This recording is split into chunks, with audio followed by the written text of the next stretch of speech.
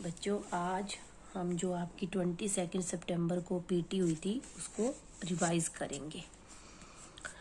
इसमें प्रश्न एक क्या है, निम्नलिखित शब्दों की दो दो पर्यायवाची लिखिए। दो दो लिखनी है। पर्यायवाची क्या होते हैं? समान अर्थ वाले शब्द। वन, जंगल कानन। जंगल कानन। अब जंगल, आधे नो की आवाज आ रही है ना, जंगल तो ज के बाद आ रही है और ग से पहले आ रही है, तो ज और ग के बीच में क्या आएगा? बिंदु, बिंदी लगाएंगे जिसको हम क्या बोलते हैं? अनुस्वार। जंगल कानन। हवा, पवन वायु। पवन वायु, यह को ऊ की मात्रा। वृक्ष, पेड़ तरु। पेड़ तरु, ये जो र को मात्रा लगी है ये ऊ की है। अगर बड़े ऊ की होती तो इसमें गोली बनती, इस मात्रा में गोली नहीं बनी है तो यानी ये छोटे ऊ की मात्रा है। वृक्ष, पेड़ तरु। प्रश्न 2 है, सही उत्तर के सामने सही लगाइए। राजा ने मोती को पकड़ने वाले को कितने रुपए इनाम देने की घोषणा की? 2000 रुपये, 1000 रुपये, 4000 रुपये। तो उसने कितनी की घोषणा की थी? कितने रुपए इनाम देने की? 1000 रुपये। तो इसके आगे हम सही का निशान लगाएंगे। सूरज हमको क्या सिखाता है? स्वागत करना, प्रसन्न होना, बड़े सवेरे उठना। तो हमें सूरज सिखाता है बड़े सवेरे उठना, तो इसके आगे हम सही का निशान लगाएंगे। शब्द के भेद हैं। शब्द के कितने भेद हैं? 3, 2, 4। तो शब्द के 2 भेद हैं, तो इसके आगे हम सही का निशान लगाएंगे। प्रश्न 3 है, निम्नलिखित शब्दों के अर्थ लिखो। विश्व, संसार। जग भी होता है, जगत भी होता है, ठीक है। तो हमने तो एक ही अर्थ लिखना है ना, विश्व संसार। विश्व संसार। उजाला प्रकाश। उजाला प्रकाश। खास विशेष। खास विशेष।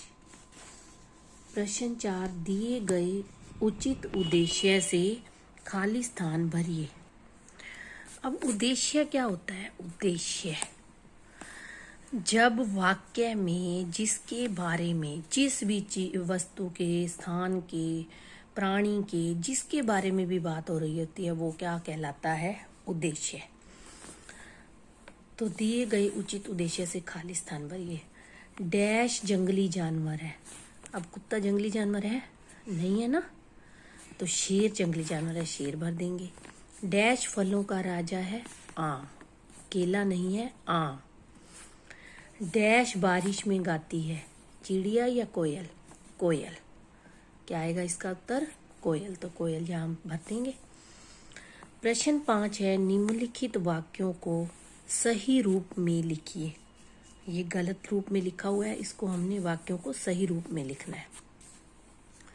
सच बोलना चाहिए सदा हमें। हमें सदा सच बोलना चाहिए। हमें सदा सच बोलना चाहिए। बहुत बुद्धिमान है रोहन। रोहन बहुत बुद्धिमान है। रोहन बहुत बुद्धिमान है। प्रश्न 6 है, वाक्य किसे कहते हैं? अब जो ये देखिए, ये शब्द है जो मोती। अब ये किससे बना है? ये म को की मात्रा, त को की मात्रा, 2 वर्णों को मिलाकर, म को फिर मात्रा लगाई, तो ये वर्णों को मिलाकर क्या बना? शब्द। अब ये सारा क्या कहलाता है? वाक्य। ये सारा क्या कहलाता है? वाक्य। अब वाक्य किसको मिलाकर बना हुआ है? ये देखिए, 1, 2, 3, 4, 5, 6, 7 शब्द हैं, तब जाकर ये एक वाक्य बना है। मतलब कम से कम 2 शब्द होंगे तो मिलकर वाक्य बनता है। तो यही परिभाषा बन जाती है हमारी। शब्दों के, ये देखिए, ये शब्दों के सार्थक समूह को वाक्य कहते हैं। सार्थक मतलब उचित। शब्दों की, ये शब्दों का सार्थक समूह है ना सारा, तो ये समूह जो मिलकर क्या बनाता है, वाक्य। शब्दों के सार्थक समूह को वाक्य कहते हैं। प्रश्न 7 है, पेड़ों से हमें क्या सीख मिलती है? पेड़ों से हमें क्या सीख मिलती? पेड़ों से हमें यह सीख मिलती है कि, पेड़ों से हमें यह सीख मिलती है कि हमें हमेशा मेहनत करते रहना चाहिए। पेड़ों से हमें यह सीख मिलती है कि हमें हमेशा मेहनत करते रहना चाहिए।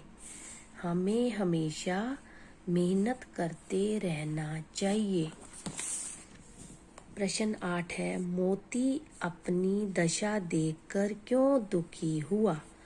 मोती अपनी दशा देखकर क्यों दुखी हुआ? इसका उत्तर क्या है? क्योंकि उसे मजदूरों की तरह काम करना पड़ता था। क्योंकि उसे मजदूरों की तरह काम करना पड़ता था। क्योंकि उसे मजदूर जो है दिन रात लगे रहते हैं ना, तब जाके उनको कुछ पैसे मिलते हैं। तो मोती को भी ऐसे ही काम करना पड़ता था जैसे मजदूर। क्योंकि उसे मजदूरों की तरह काम करना पड़ता था, इसलिए वह दुखी हुआ। तो बच्चों, ये हमारी पीटी रिवाइज हो चुकी है। आई होप आपको याद होगी। ओके, टेक केयर बेटा।